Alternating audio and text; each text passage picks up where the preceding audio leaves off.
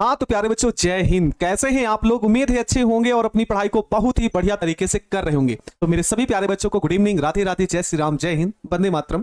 प्यारे बच्चों, आज जो लेक्चर चलने वाला है वह भी है बिलियन के सांद्रण को व्यक्त करने की विधियां। और ये आज का क्लास है क्लास नंबर 10, है ना। मतलब हम पूरे एकदम बेहतरीन तरीके से हर एक टॉपिक को कवर करते हुए चले हैं। मतलब सांद्रता का एक भी पद हमने छोड़ा नहीं है। तो आज भी कुछ पद हैं, एक या दो हेडिंग है प्यारे बच्चे, उसको पढ़ने के बाद हम आगे बढ़ जाएंगे और सांद्रता का पद हमारे लिए पूरी तरीके से खत्म हो जाएगा। सांद्रता के पद से आपके पेपर में कम से कम 2 से 3 नंबर आपको जरूर देखने को मिलता है, वो चाहे न्यूमेरिकल्स हो प्यारे बच्चे या फिर इसकी थ्योरी।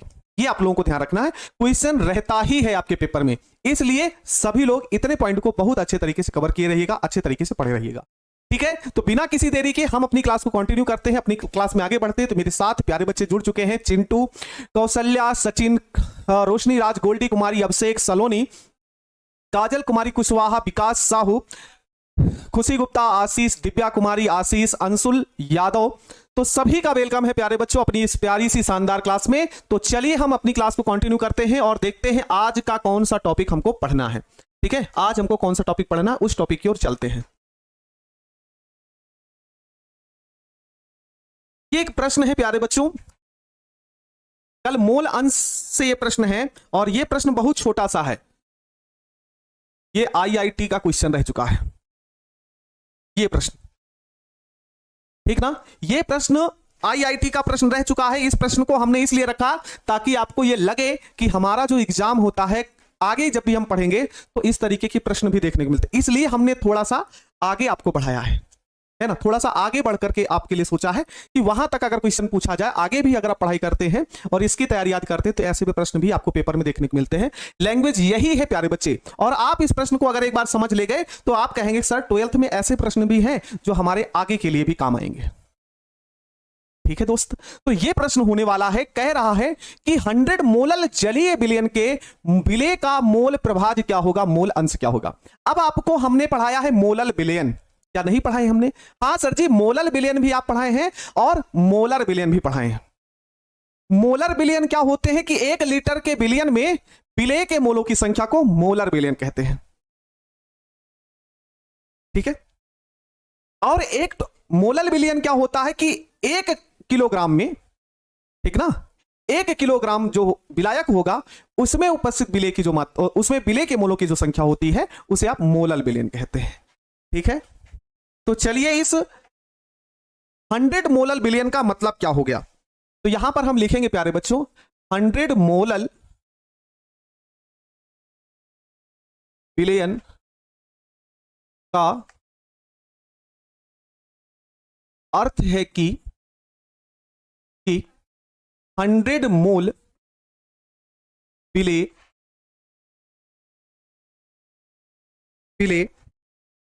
विलायक के 1 किलोग्राम या 1000 ग्राम में उपस्थित है। क्या इस लाइन को आप समझ पाए? कोई दिक्कत हो तो बता सकते हैं आप दोस्त, कोई बात नहीं, कोई लेट नहीं हुआ है।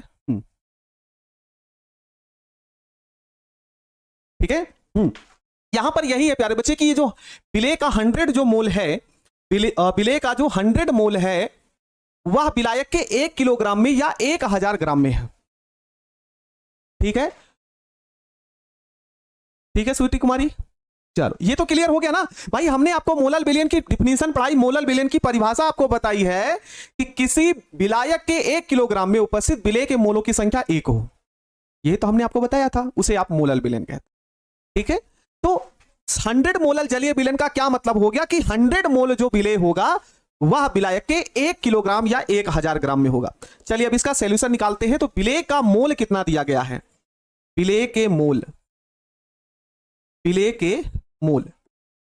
स्मॉल n बराबर कितना प्यारे बच्चों, 100 मोल हो गया। 100 आपको दिया गया है। यहां पर विलायक की मात्रा कैपिटल W है, वो प्यारे बच्चे कितना होगा, 1000 ग्राम चाहे लिख लो या फिर 1 किलोग्राम, दोनों वही है। दोनों वही है। अच्छा भाई, थोड़ा सा एक जवाब पूछेंगे कि यहां पर जलीय विलयन है तो जल तो हम ले ही सकते हैं, ठीक है अभिमन्यु? हाँ, यहां पर जल तो ले ही सकते हैं क्योंकि जलीय विलयन है। तो H2O का आप निकाल लो प्यारे बच्चों, अणुभार। अणुभार कैपिटल M बराबर कितना आ जाएगा? 18। कल की क्लास में भी बताए थे भाई, 18 आएगा। अब क्या करना है इसमें, ठीक ना, 18 हो गया। तो हम यहां पर H2O का मोल ज्ञात कर लेंगे, अर्थात विलायक का मोल। H2O क्या है? विलायक है, तो विलायक का मोल। अब मोल बराबर आप बहुत अच्छे तरीके से पढ़े हैं, भार बटे अणुभार। तो भार कितना है? 1000 है। अणुभार कितना है? 18 है। आप इसको काट पीट मचाइए, यहां पर गदर मचाइएगा, तो इसको सॉल्व करेंगे तो 55.55 आ जाएगा, 55.55 आएगा, ठीक है। अब आगे हमको ज्ञात क्या करना है प्यारे बच्चों? तो कह रहा है कि विलेय का मोल प्रभाज या मोल अंश। तो यहां पर क्या होगा प्यारे बच्चों? विलेय का मोल अंश, विलेय का मोल अंश। कल की क्लास में हमने आपको बार बार यही समझाया था, बार बार ही हमने आपको यह बताया था कि प्यारे बच्चों, जिसके मोल अंश की बात होगी उसके मोल को ऊपर रखेंगे, ठीक ना। तो यहां पर कितना होगा? विलेय का मोल कितना है प्यारे बच्चों? तो यह है 100, और नीचे क्या लिखा जाता है? कुल मोल लिखे जाते हैं, मतलब 100 मोल और ये 55.5। तो यहां पर कुल मोल 100 प्लस 55.55। बस इसी को सॉल्व कर लीजिए। बस x बराबर 100 अपॉन कितना प्यारे बच्चे? 155.55। चलिए और इसका जवाब दीजिए कि कितना इसका मान आएगा। बोलो, समझ में आ गया?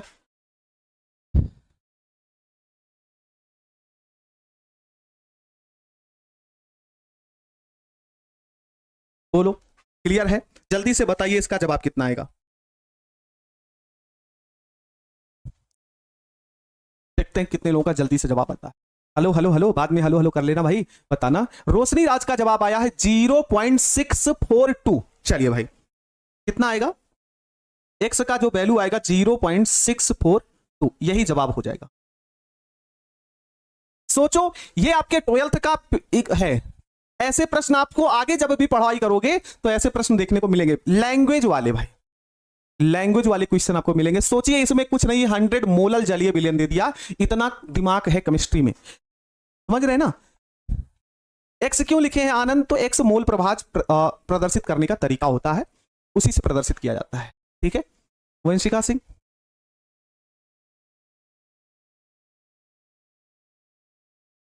ठीक है। माही कुमारी, बिल्कुल मुकुल कर सकते हैं आप। चले आगे बढ़े। क्या है भाई? कह रहा है 100 मोलल जलीय विलयन का मतलब, इसको समझो प्यारे बच्चे। मोलल विलयन होता क्या है कि किसी विलायक के 1 किलोग्राम में उपस्थित अगर विलेय के मोल की संख्या 1 हो तो उसे मोलल विलयन कहते हैं। तो इसका मतलब यही हो गया कि जब 100 मोलल कह रहा है, वहां पर 1 की बात होती तो ऐसा बोला गया, यहां पर 100 मोलल के लिए बोला जा रहा है। तो 100 मोल जो विलेय होगा विलायक के 1000 ग्राम में उपस्थित होगा। बस विलेय का मोल पता है, विलायक का भार आपको दिया गया, विलायक का अणुभार निकाल लो, इसका भी मोल ज्ञात कर लो, बस फार्मूला लगा लेना। क्लियर है? चलिए अब हम आगे बढ़ते हैं और अगले टॉपिक की ओर बढ़ते हैं दोस्त, और अगले टॉपिक को हम समझाते हैं, ठीक है। मोल अंश और मोल प्रभाज में कोई अंतर नहीं है, समझ लीजिए। शक्तिमान और गंगाधर राव जैसे एक ही व्यक्ति है, तो वैसे मोल अंश और मोल प्रभाज एक ही व्यक्ति है ना। शक्तिमान, ठीक है, शक्तिमान और गंगाधर राव दोनों एक ही व्यक्ति हैं, भले ही अलग अलग भेष में आ जाए वो, लेकिन यहां पर भी मोल अंश और मोल प्रभाज दोनों एक ही। नहीं, 55 या 56 होगा। कैलकुलेशन में तो भाई ये तो आपके ऊपर ही है दोस्त। कैलकुलेशन जितनी ज्यादा प्रैक्टिस उतना ज्यादा कैलकुलेशन आपका ज्यादा हो, ठीक है। जितना ज्यादा कैलकुलेशन जितना ज्यादा, और रिवीजन करने का खास तरीका यही होता है, हम आपको बता देते हैं। अगर आपको रिवीजन करने में समस्या आ रही है, रिवीजन आप लोग नहीं कर पा रहे, तो उसका खास तरीका हम आपको बताने चल रहे हैं, ठीक है। करना क्या रहता है, पढ़ाई करने का सही तरीका कैसा होता है, रिवीजन आप कैसे करोगे प्यारे बच्चे। पहली बात तो मान लो आज हम क्लास कर रहे हैं, आज क्लास हम कर रहे हैं, तो आज इतना हम आपको इतने कंसंट्रेशन के साथ पढ़िए, इतने बढ़िया तरीके से आप पढ़िए कि आज की क्लास का 90 से 90% तो आपको समझ में आना ही चाहिए, क्योंकि हम इतने आराम तरीके से, इतने अच्छे तरीके से पढ़ा रहे हैं आप, ठीक है। बहुत अच्छे तरीके से 90% समझ में आ गया। तो जब भी कल क्लास हो केमिस्ट्री की, तो उसके पहले इसको 15 से 20 मिनट का रिवीजन करोगे तब भी याद हो जाएगा, है ना। और ऐसे रोज की प्रक्रिया अपनाओ और रविवार का दिन ऐसा रखो कि हम सप्ताह में जितने दिन पढ़े हैं वो हमको पढ़ना ही है। ऐसे दिमाग, ऐसे आप लोगों का तरीका होना चाहिए कि सप्ताह भर में जो क्लासें हम किए हैं उस सप्ताह भर का मतलब क्लास हमको अगले संडे को करना ही है, चाहे जो हो जाए। हाँ ठीक है, चलिए। हाँ बिल्कुल भाई, अब हम तुल्यांकी भार के बारे में पढ़ रहे हैं। राकेश गुप्ता 18 कैसे आया, जल का अणुभार है बच्चे। नॉर्मलता क्या है भाई, चलो इसकी हम परिभाषा बना देते हैं आपके लिए और आप ही कहोगे सर इसकी डिफिनीशन ये है। क्या है डिफिनीशन? तो सबसे पहले हम ऐसे एक बिलियन बनाएंगे। क्या बनाएंगे प्यारे बच्चों? बिलियन बनाएंगे। तो यहां पर जो बिलियन है, सॉल्यूशन जो इसका बना है, किसका बना है हमको नहीं पता, किसी का भी बना सकते हो, ना कि सॉल्यूशन है बिलियन है। ये बिलियन कितने लीटर है तो आप सभी बोलना प्यारे बच्चों, ये 1 लीटर है।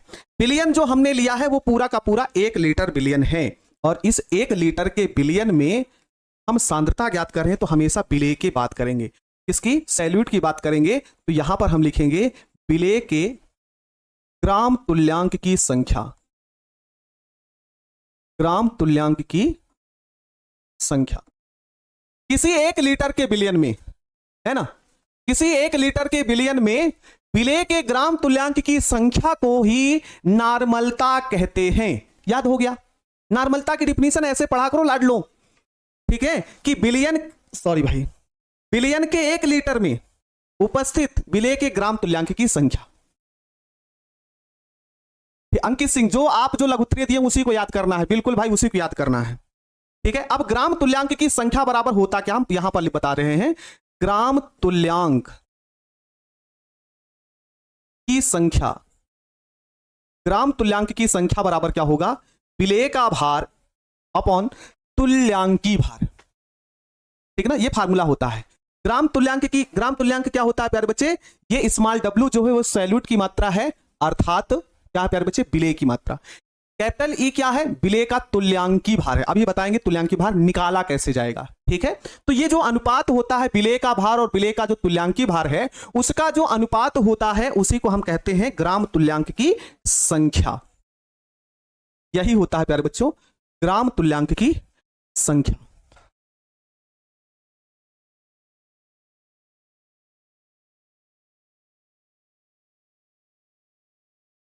ठीक है, इतना समझ गए आप लोग? चलिए, तो पहले इसकी डिफिनीशन लिख लेते हैं कि तुल्यांक, नॉर्मलता किसे कहते हैं। तो किसी लिखोगे, किसी बिलियन के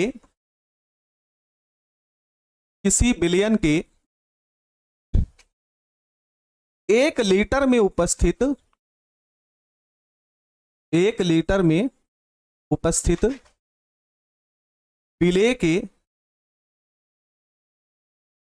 के ग्राम तुल्यांक की संख्या, विलेय के ग्राम तुल्यांक की संख्या नॉर्मलता कहलाती है। नॉर्मलता कहलाती है। इसे हम कैपिटल N से प्रदर्शित करते हैं। इसे कैपिटल N से प्रदर्शित करते हैं। ये तो इसकी डिफिनीशन हो गई प्यारे बच्चे।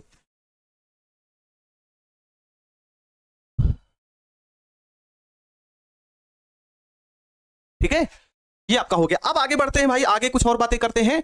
तो यहां पर फार्मूला क्या बनाएंगे हम लोग? नॉर्मलता बराबर, फार्मूला क्या होगा? नॉर्मलता बराबर विलेय के ग्राम तुल्यांक की संख्या, ग्राम तुल्यांक की संख्या अपॉन प्यारे बच्चे विलयन का आयतन, विलयन का आयतन, वो भी किसमें प्यारे बच्चों? ये हमेशा होगा लीटर में। ठीक है, ये फार्मूला हो गया।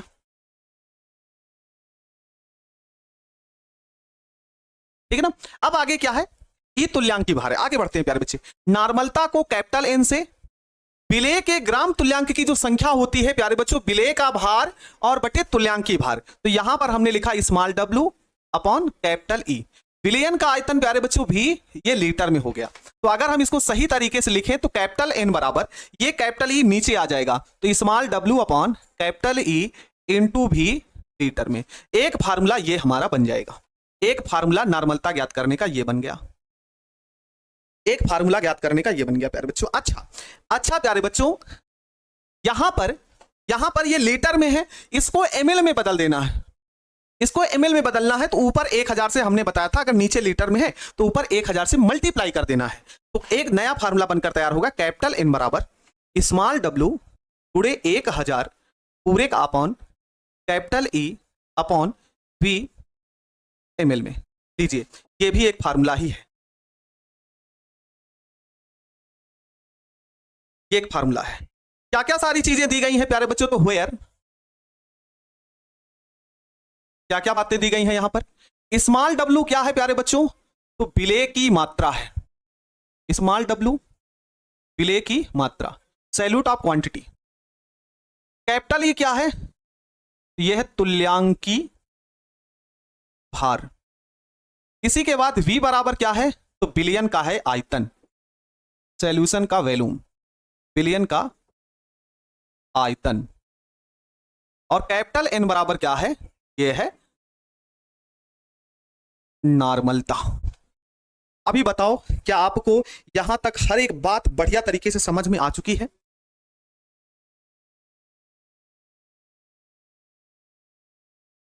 सर जी डाउट कैसे भेजें, कौन है नाम, प्रतिमा कुमारी, प्यारी बच्ची, जहां पर अभी क्लास कर रहे होंगे वहां पर डाउट लिख कर आता है, वहां से आप जो भी डाउट हो वहां पर। एमडी दिलसान, इंपॉर्टेंट क्वेश्चन देखने को नहीं मिल रहा प्यारे बच्चे, इंपॉर्टेंट क्वेश्चन जो आपको सब्जेक्टिव के रूप में दिए गए हैं वही क्वेश्चन अगर आप बहुत अच्छे तरीके से याद कर लेते हैं तो ये समझ जाइएगा आपका अच्छा रिजल्ट आएगा। इसलिए पीछे वाले क्वेश्चन जो भी आपको लास्ट में दिए गए वो आप पढ़ लीजिएगा, और वो जो क्वेश्चन आपको दिए गए हैं वो पूरा का पूरा सिलेबस में पढ़ाया गया है, ठीक है ना, पूरा का पूरा सिलेबस में पढ़ाया गया है दोस्त, ठीक है, तो वहां पर आप कर सकते हैं। ठीक है, HW जो दिए गए हैं, अगर आपको किसी प्रकार का दिक्कत होगा तो हम अपने नोट्स में प्रोवाइड करा देंगे, ताकि पीछे क्लास में चलेंगे तो फिर उस क्वेश्चन को सॉल्व करेंगे तो वहां पर दिक्कत। ठीक है, आइए चलिए कुछ और भी बातें करते हैं प्यारे बच्चों, और भी प्यारे बच्चे यहां पर बातें करते हैं। यहां पर नोट में क्या क्या सारी बातें लिखेंगे तो आप बताइए ना, है ना। लो भाई 500 वाला नोट लेकर आ चुके हैं हम आपके बीच में, आपके शहर में 500 वाला नोट आ चुका है, और आपसे पहला प्रश्न 500 वाला नोट ये पूछना चाहता है, आपसे 500 वाला नोट ये पूछना चाहता है, क्या बताइए इस सांद्रता पर ताप का कोई प्रभाव पड़ेगा। सभी लोग कमेंट करके हमको बताना।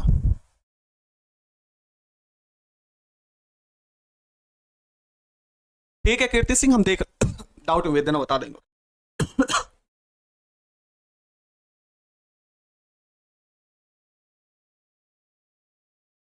बताओ, ठीक है, यहां पर आयतन का पद तो शामिल है, और जब आयतन का पद शामिल होता है ना, आयतन का पद शामिल होता है तो प्यारे बच्चे वह सांद्रता ताप द्वारा क्या होगी, प्रभावित होगी। तो यह सांद्रता ताप द्वारा प्रभावित होती है, यह सांद्रता ताप द्वारा प्रभावित होती है, पहला। दूसरा पॉइंट प्यारे बच्चे, इसके मात्रक की हम बात करेंगे, इसके मात्रक की बात करेंगे, तो लिख रहे हैं भाई, इसका मात्रक ग्राम तुल्यांक प्रति लीटर, ग्राम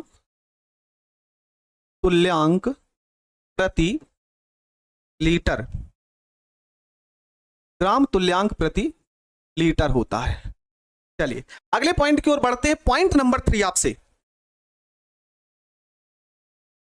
पॉइंट नंबर 3 आपसे पूछ रहा है, नॉर्मल विलयन किसे कहते हैं। कोई बता सकता है मेरे लाडलों, बता सकते हो नॉर्मल विलयन क्या होते हैं।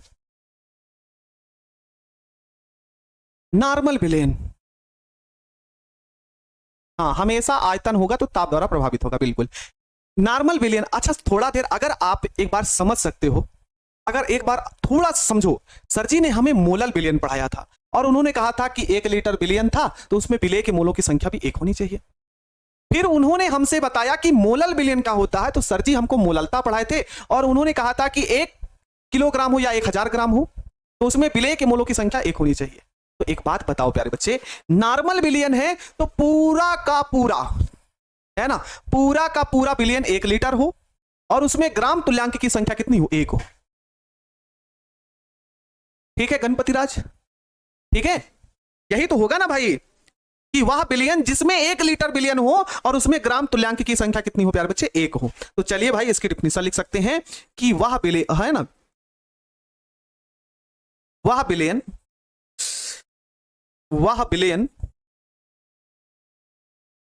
जिसके 1 लीटर में 1 लीटर में बिले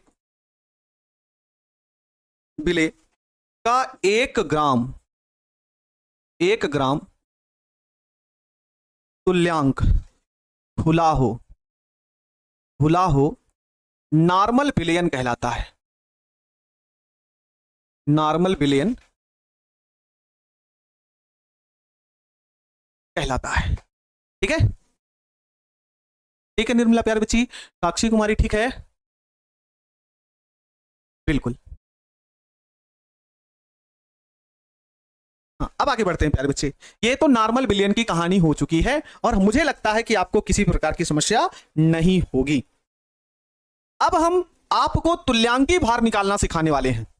हम आपको क्या निकालने सिखा रहे हैं, तुल्यांकी भार निकालना सिखा रहे हैं, है ना। तुल्यांकी भार आप कैसे निकालोगे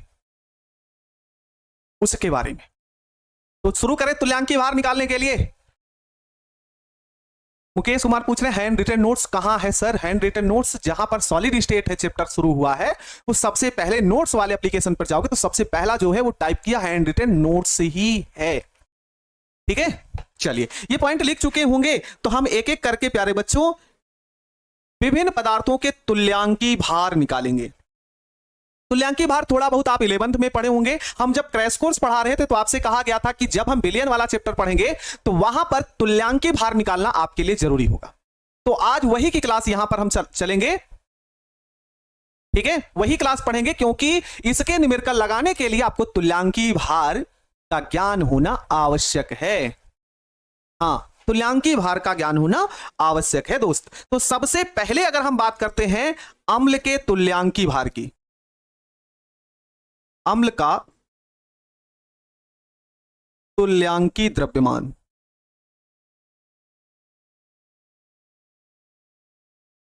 ठीक है। अगर हमको अम्ल का तुल्यांकी भार ज्ञात करना है तो इसका फार्मूला होगा प्यारे बच्चे, अम्ल का भार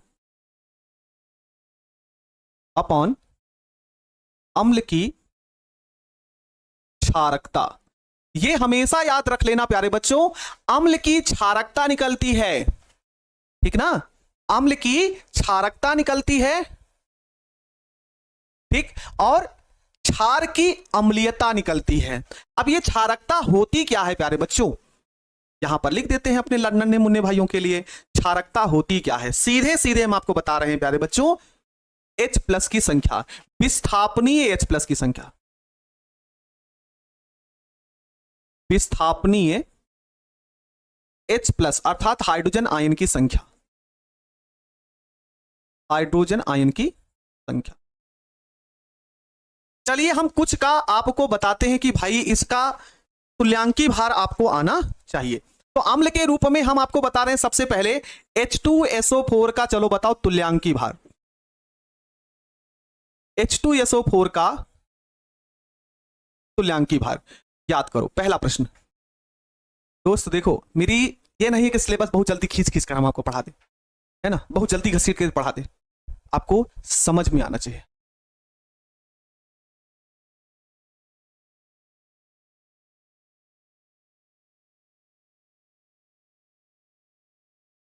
ठीक ना, ऐसे काम करना है हमको। H2SO4 का तुल्यांकी भार, अब अम्ल है तो तुल्यांकी भार आपको निकालना पड़ेगा। अब काफी बच्चे कह रहे हैं सर दो, कैसे भाई, चलो देखो H2SO4 का सबसे पहले अणुभार निकालो। H2SO4 का अणुभार निकालना है तो कुछ तत्वों का हम परमाणु भार पहले से बता दे रहे हैं। हाइड्रोजन का हमेशा परमाणु भार एक ही होता है, सल्फर का जो परमाणु भार होता है 16 होता है, ऑक्सीजन का परमाणु भार कितना होता है प्यारे बच्चों, सॉरी सल्फर का होता है 32 और ऑक्सीजन का होता है 16, सोडियम का होता है 23, क्लोरीन का होता है 35.5। ठीक ना, इतना तो आप लोग याद ही कर लेंगे। ठीक ना, इतना है तो याद ही कर लेंगे। कार्बन का कितना होता है, तो कार्बन का होता है प्यारे बच्चे 12। ये ऐसे कुछ हैं जिनके परमाणु भार हमने ऑलरेडी लिख दिए हैं, याद कर लेना। नहीं तो बाद में पूछोगे कि सर जी ये कैसे आया, सर जी हमको ये समझ नहीं आया, इसीलिए इसको याद करने, कल भी हमने आपको क्लास में बताया था। तो चलो H2SO4 का हम क्या निकालते हैं प्यारे बच्चों, अणुभार, या फिर इसी को हम भार मान लेंगे, ठीक ना, अणुभार को ही क्या मान लेंगे प्यारे बच्चों, भार मान लेंगे। तो चलो H2 हाइड्रोजन का एक होता है लेकिन संख्या में 2 है, तो 2 कर दिए। सल्फर कितना है प्यारे बच्चों, सल्फर का कितना है दोस्त, तो सल्फर का 32 है।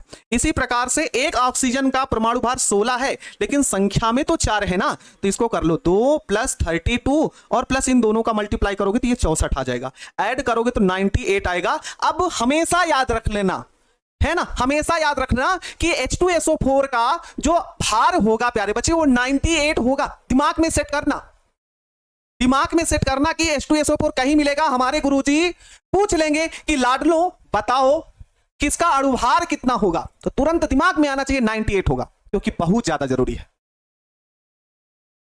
तो नहीं तो सुदर्शन चक्र चला चला के कनपटी लाल कर देंगे तुम्हारी हम, अगर ठीक तरीके से नहीं पढ़े। ठीक है, अब तुल्यांकी भार निकालते हैं, तुल्यांकी भार। तो ये फार्मूला होता है भार, अम्ल का भार 98। अब आपसे कह रहा है प्यारे बच्चों H2SO4, अब H2SO4 है ना, H2SO4 जो है उसमें विस्थापनीय कितने हाइड्रोजन हैं, तो H2SO4 को अगर हम आपसे अलग करें तो ये कितना H+ मिलेगा, तो 2H+ ही मिलेगा, 2H+ ही मिलेंगे। तो यहां पर डिवाइड बाई 2, और जिनका तुल्यांकी भार आया है 49 वो बधाई के पात्र हैं, उन्होंने ये समस्या सॉल्व कर ली, वो अच्छे तरीके से पढ़ लिया। कितना आएगा, 49 आएगा, 48 कहां आ रहा है प्रशांत पांडे, कनपटी लाल कर देंगे तुमको हम भाई, है ना, आके तुम्हारी कनपटी लाल कर देंगे, इस बात को ध्यान रखना, समझते हैं ना। पापा से तुरंत बोलेगा, मम्मी बगल में बैठी होंगी ना, बोल देंगे अभी कूटे जाओगे प्रशांत से, पढ़ो। चलो अब हम और बताते हैं, और क्वेश्चन बताते हैं, चलिए और भी याद करते हैं, चपाट लगेगा अगर नहीं पढ़ाई करोगे। चलो HCl का तुल्यांकी भार ज्ञात करो,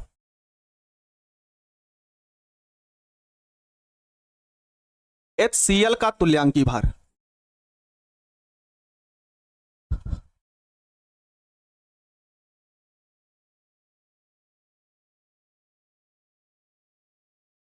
हम्म, 49 आया।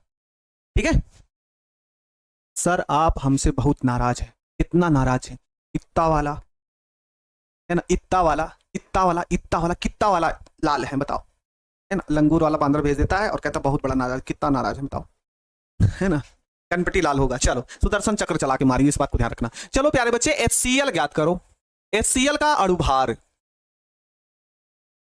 तो प्यारे बच्चों हाइड्रोजन का तो भाई एक ही है, और Cl का हमने आपको बताया 35.5 होगा, तो ये आपका आ जाएगा 36.5। तो HCl का तुल्यांकी भार, HCl का तुल्यांकी भार 36.5। अब यहां पर कितना H+ मिल सकता है, जैसे HCl को अगर आप तोड़ेंगे तो H+ और Cl- ही तो मिलेगा, तो H+ की संख्या कितनी प्यारे बच्चे, 1, तो डिवाइड बाई 1, 36.5। ठीक है, चलो भाई HNO3 का निकाल कर बताओ, नाइट्रिक अम्ल का, क्योंकि जरूरत पड़ेगी इसकी, HNO3 का तुल्यांकी भार, HNO3 का तुल्यांकी भार ज्ञात करना है ना। तो HNO3 तो देखो डायरेक्ट निकाल रहे हैं भाई, भार इसका अगर हम निकालेंगे तो कितना, हाइड्रोजन का तो एक ही होगा, नाइट्रोजन का कितना, तो 7 दूना कितना होगा प्यारे बच्चे, 14 गो होगा। नाइट्रोजन यहां नहीं लिखे हैं ना, देख लो भाई, नाइट्रोजन का कितना होगा, 14 गो होगा, N बराबर 14, कल भी बताए थे क्लास में, अब धीरे धीरे आप लोग भाई याद करने की कोशिश करो। N बराबर कितना होगा, 14। ऑक्सीजन का तो 16 होता लेकिन 3 है तो मल्टीप्लाई करना बनता है, 1 + 14 + 48 कितना आएगा, 63 आएगा, 63 आएगा प्यारे बच्चे, 63 आएगा ना। और 63 जब आएगा तो हमको निकालना है तुल्यांकी भार,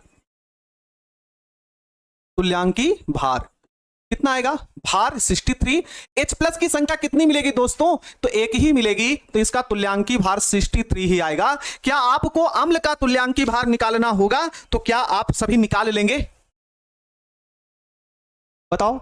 अगर अम्ल का तुल्यांकी भार अब आपके सामने आएगा तो क्या निकाल लेंगे, फार्मूला तो यही लगेगा भाई, यौगिक तो तमाम सारे होंगे, उसके लिए कोई वो नहीं है। हाँ, यौगिक तो बहुत सारे होंगे ना, अब कितने का निकाल के हम आपको बताएं, लेकिन निकालने का तरीका तुल्यांकी भार का यही है। चलिए अब हम क्षार की बात करेंगे प्यारे बच्चों। किसकी बात करेंगे दोस्तों, तो क्षार की बात करेंगे, क्षार के तुल्यांकी भार की। तो पॉइंट नंबर 2, क्षार का तुल्यांकी भार है ना, बेस। एसिड का तो हमने निकाल लिया, अब बेस की बारी आती है, तो क्षार का तुल्यांकी भार। तो यहां पर क्या होगा, वही फार्मूला प्यारे बच्चे, क्षार का भार अपॉन प्यारे बच्चे क्षार की अम्लीयता होगी, क्षार की अम्लीयता। अब काफी बच्चों के मन में ये डाउट होगा कि सर ये अम्लीयता होती क्या है, तो उनके लिए हम बता दे रहे हैं अम्लीयता होती क्या है। अम्लीयता होती है प्यारे बच्चों विस्थापनीय OH माइनस, क्योंकि क्षार होता है तो OH माइनस ही होता है, OH की संख्या, विस्थापनीय OH की संख्या होती है।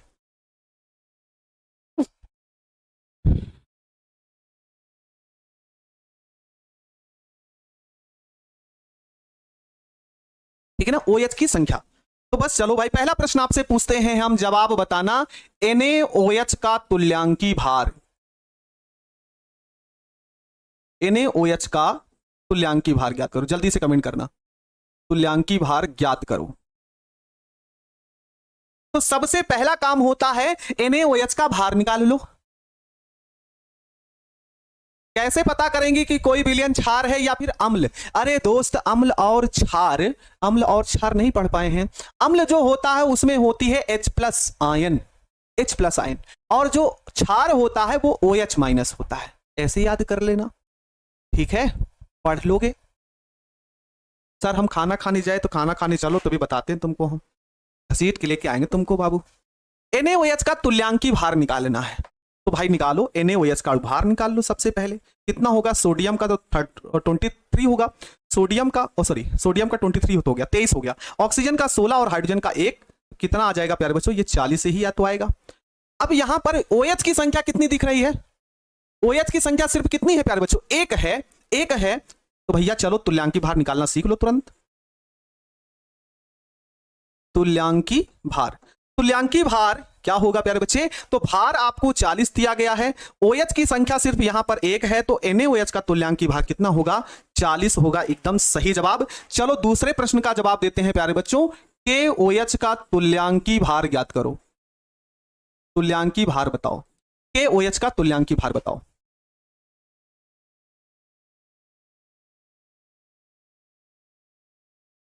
KOH का तुल्यांकी भार,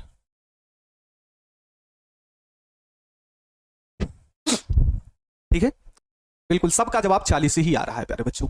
चलो KOH का निकालते हैं, तो KOH का सबसे पहले क्या निकालो प्यारे बच्चे, अणुभार निकाल लो। KOH K का कितना बताए थे, 39, ऑक्सीजन का 16 और हाइड्रोजन का 1, याद हो जाना चाहिए, जुबान पर ये रट जाना चाहिए, है ना, जैसे गाना होता है ना, जुबा पे राधा राधा राधा नाम हो जाए, उसी तरीके से जुबा पर तुल्यांकी भार हो जाए, समझ गए ना, ऐसे करना है। तो यहां पर इसका कितना हो जाएगा, और कितना होगा भाई, ये 40 50 56 होगा क्या, 56, हाँ 56 ही होगा क्या, 56 सभी का जवाब आया। चलिए 56 56 एकदम सही जवाब आया है, तो KOH का तुल्यांकी भार, KOH का तुल्यांकी भार कितना होगा 56, और OH की संख्या तो प्यारे बच्चों एक ही है, तो जवाब तुल्यांकी भार 56 हो जाएगा, है ना। किशोरी कुछ ऐसा इंतजाम हो जाए कि जुबा पे राधा राधा राधा नाम हो जाए, है? किशोरी कुछ ऐसा काम हो जाए कि जुबा पे राधा राधा राधा नाम हो जाए। एक बच्चा कह रहा बोलो जुबा केसरी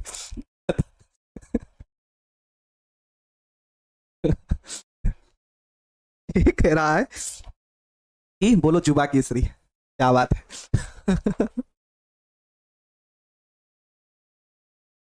ठीक है। 40 कैसे आया भैया? ऐसे आया छोटे, है ना। KOH का तुल्यांक, अच्छा इधर पूछ रहा है KOH का तुल्यांकी भार, NaOH निकालो तो ये 40 आया। तुल्यांकी भार जो होता है भार बटे अम्लीयता, तो ये देखो भार आया 40 और OH की NaOH में OH की संख्या एक ही होती है, तो इसलिए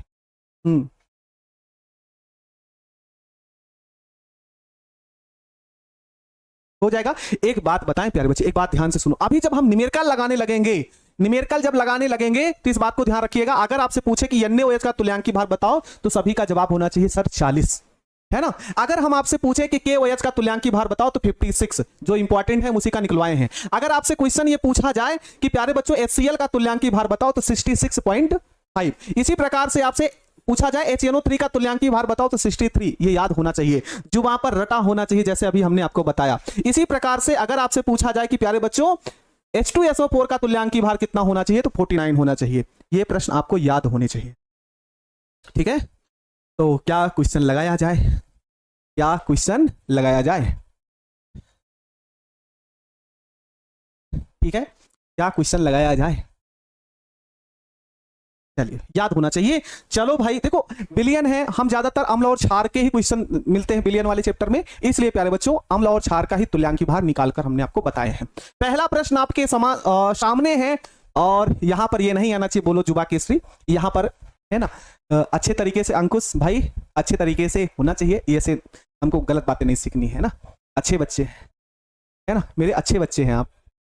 इस प्रश्न को लगाओ, ठीक है। क्वेश्चन क्या कह रहा है? ये तो भाई बिलियन नहीं है, ये बिलियन है। 1 बिलियन में 880 ग्राम, सॉरी 8 नहीं 80 ग्राम 1 लीटर NaOH में घुला है। कुछ गड़बड़ है क्या प्रश्न में भाई? 80 ग्राम प्रति लीटर, है ना। प्रश्न को थोड़ा सा सुधारते हैं, क्योंकि प्रश्न में थोड़ा सा हो चुका है मिस्टेक, तो इसको थोड़ा सा सुधार लेते हैं। ये होगा, क्वेश्चन में क्या कह रहा है? 1 बिलियन में 80 ग्राम प्रति लीटर NaOH घुला है, मतलब प्रति लीटर 1 लीटर में 80 ग्राम NaOH घुला है। समझ गए क्या बोले हमने? 1 बिलियन में 80 ग्राम प्रति लीटर, मतलब प्रति लीटर में 1 लीटर में NaOH घुला है 1 लीटर में। तो कह रहा है नॉर्मलता की गणना करो। क्या याद करना है? नॉर्मलता। और स्वाति गुप्ता का आंसर भी आ गया 0.5, 2 आया। होल, क्या बात है भाई, क्या बात है। चलो लगाते हैं, सबसे पहले हम सॉल्व करेंगे इसको। सॉल्व में क्या आएगा देखो प्यारे बच्चे, कह रहा है कि बिलियन में 80 ग्राम प्रति लीटर NaOH, तो NaOH की बात हो रही है, तो स्मॉल w बराबर कितना ग्राम? 80 ग्राम। NaOH का तुल्यांकी भार, जवाब देना आप सभी। NaOH का तुल्यांकी भार कितना होगा प्यारे बच्चों? बताओ जल्दी से, NaOH का तुल्यांकी भार कितना होगा? जल्दी से जवाब देना, कितना होगा? 40। ब्यूटी कुमारी का जवाब आ गया कि E बराबर कितना हो गया? 40। अब कह रहा प्रति लीटर, प्रति लीटर है ना, प्रति लीटर, तो आयतन V बराबर कितना हो गया प्यारे बच्चों? 1 लीटर। बस अभी अभी उड़ती उड़ती खबर आई है कि हमारे गुरुजी ने थोड़ी देर पहले नॉर्मलता का एक फार्मूला लिखवाया था, और वो फार्मूला क्या था कि कैपिटल N बराबर small w upon m into V litre में। तो sorry sorry sorry sorry, m तो होगा ही नहीं भाई, यहां पर m नहीं होगा, यहां पर कैपिटल E होगा। कैपिटल E होगा तो क्या होगा? कैपिटल N बराबर स्मॉल w 80, कैपिटल E बराबर 40 और आयतन 1।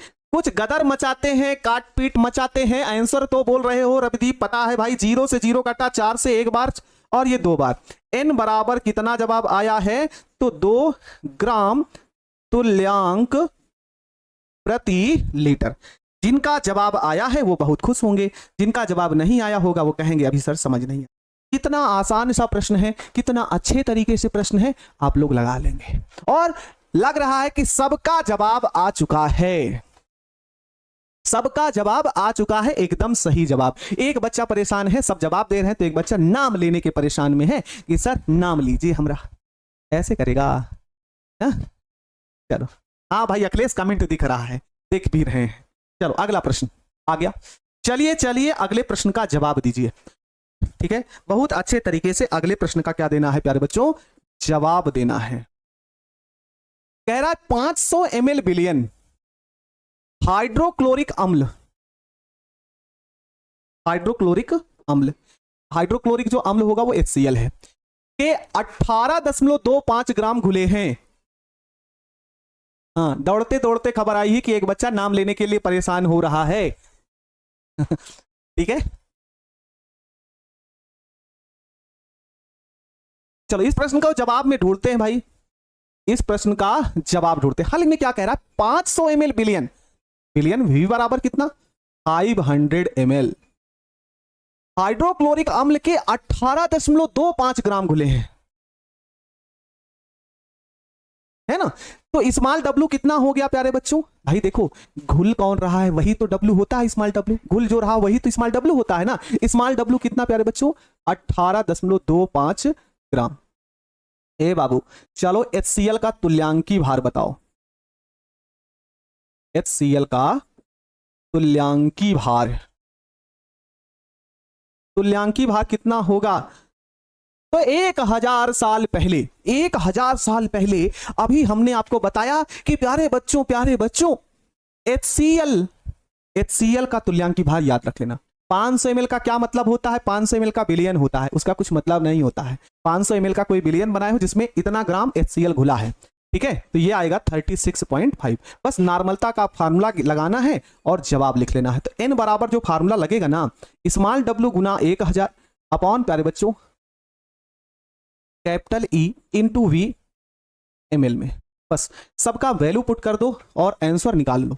तो n बराबर स्मॉल W का वैल्यू कितना है प्यारे बच्चों, 18.25 मल्टीप्लाई कितना हो जाएगा 1000 पूरे का अपॉन प्यारे बच्चे तुल्यांकी भार 36.5 इंटू प्यारे बच्चे आयतन आपको दिया गया है 500 ml। चलो गदर मचाते हैं भाई, ये 2 जीरो से 2 जीरो कट हो गया, ये काटिएगा तो कितना आ जाएगा 2 आएगा, और इन दोनों का मल्टीप्लाई करिएगा, 18.25 का मल्टीप्लाई 2 से करोगे तो 36.5 आएगा अपॉन 36.5 आएगा। इसको भी एक बार गदर मचा के काट देना है तो आंसर आएगा 1, जो कि होगा ग्राम तुल्यांक प्रति लीटर। समझ गए, एक उत्तर आ गया। चलिए हम आगे बढ़ते हैं, अगले प्रश्न की ओर बढ़ते हैं। अगला प्रश्न क्या कहता है भाई, क्या हम आपको इसको HW के रूप में दे सकते हैं, क्या हम आपको इस प्रश्न को HW के रूप में दे सकते हैं और क्या आप इसे बना लेंगे, जल्दी से बताइए। लेकिन भाई इसका आंसर बता दीजिए। तो इसका आंसर जो बच्चे सॉल्व करेंगे तो 0.4 ग्राम तुल्यांक प्रति लीटर होगा। 0.4 अगर आप सॉल्व करते हैं तो 0.4 ही होगा। क्या होमवर्क बना लेंगे, बिल्कुल भाई बना लेंगे, कहीं नहीं बनाएगा, कहीं नहीं बनाइएगा जी। हा?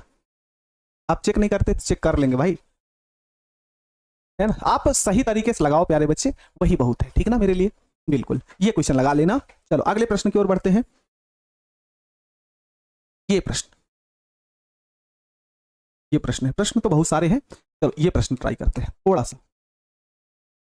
इस प्रश्न को बाद में लगाते हैं, इस प्रश्न को हम बाद में लगाते हैं, पहले ये वाला प्रश्न लगाते हैं, पहले ये वाला प्रश्न लगाते हैं, पहले इस वाले प्रश्न को लगाते हैं, फिर उसके बाद क्या कह रहा है कि 250 ml, 250 ml, चलो एक एक करके लिखता है ना। ml होता है ना प्यारे बच्चे, ml हो लीटर हो, ml हो लीटर हो, वो हमेशा क्या होता है, V बराबर प्यारे बच्चे आयतन ही होता है। 250 ml, देखो n/10 दिया गया है, n/10 दिया गया है, ठीक ना। क्या दिया गया हो, अगर 10 दिया गया हो तो n/10 का मतलब n कहीं पर लिखा हो। देखो अगर कोई आंकिक मान हो प्यारे बच्चे, जैसे मान लो 1 कैपिटल N दे दिया गया, आपको दे दिया गया 1 कैपिटल M। ए बाबू थोड़ा सा ध्यान दो, थोड़ा सा ध्यान दो क्या कहने वाले हैं। देखो जैसे 1 N दिया गया, 1 कैपिटल M दिया गया, अब 1 के स्थान पर कोई भी मान हो सकता है, 1 के स्थान पर कोई भी मान हो सकता है। तो ये जो N लिखा गया है ये नॉर्मलता को बताता है, नॉर्मलता है। ये कैपिटल M जो है प्यारे बच्चे ये मोलरता है, लिख लेना कॉपी में। अगर आपको दे दिया गया 1 स्मॉल m तो ये आपको किसके बारे में बताता है, तो ये बताता है मोललता के बारे में। मोललता के बारे में, ये हमेशा याद। एक के स्थान पर कुछ भी हो सकता है, एक के स्थान पर कुछ भी हो सकता है, मान बदल सकता है, लेकिन उसके बगल में एन, कैपिटल एम और स्मॉल एम लिखा होगा तो कैपिटल एन तुरंत समझ जाएगा वो नॉर्मलता है, कैपिटल एम मिलेगा तो तुरंत समझ जाना मोलरता है, और स्मॉल एम मिल जाएगा तो मोलरता। तो यहां पर n/10 दिया गया है, तो इसका मतलब n बराबर हो गया 1/10 प्यारे बच्चे, है ना। आपसे कह रहा है Na2CO3 विलयन बनाने के लिए Na2CO3 की कितनी मात्रा की आवश्यकता होगी। चलो याद करते हैं भाई, Na2CO3 का तुल्यांकी भार, तो सोडियम कार्बोनेट का अणुभार निकालते हैं प्यारे बच्चे। Na2CO3 का अणुभार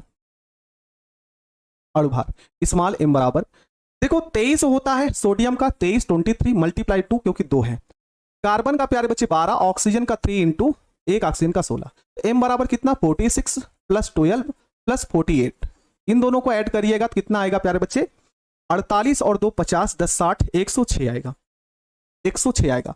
ये लवण के रूप में है प्यारे बच्चे, ये किसके रूप में है, लवण के रूप में है। तो फार्मूला हम आपको लिखवा दे रहे हैं, लवण का तुल्यांकी भार, साइड में कहीं लिख लेना, लवण का तुल्यांकी भार। तो यहां पर हम क्या लिखेंगे फार्मूला इसका, लवण का भार बटे कुल धनायन की संख्या, कुल धनावेश की संख्या, कुल धनावेश की संख्या। अब देखो कुल धनावेश कैसे आएगा, कुल धनावेश कैसे आएगा, जैसे Na2CO3 है ना, इसको अगर आप तोड़िएगा तो ये टूटेगा 2Na प्लस और 2CO3 2 माइनस, ये टूटेगा ना। तो यहां पर आप देखिए कितने धनायन प्राप्त हुए हैं, आप देख रहे हैं सर जी यहां पर 2 धनायन है, ठीक है, समझ गए आप लोग। बोलिए यहां तक क्लियर है आप सभी को।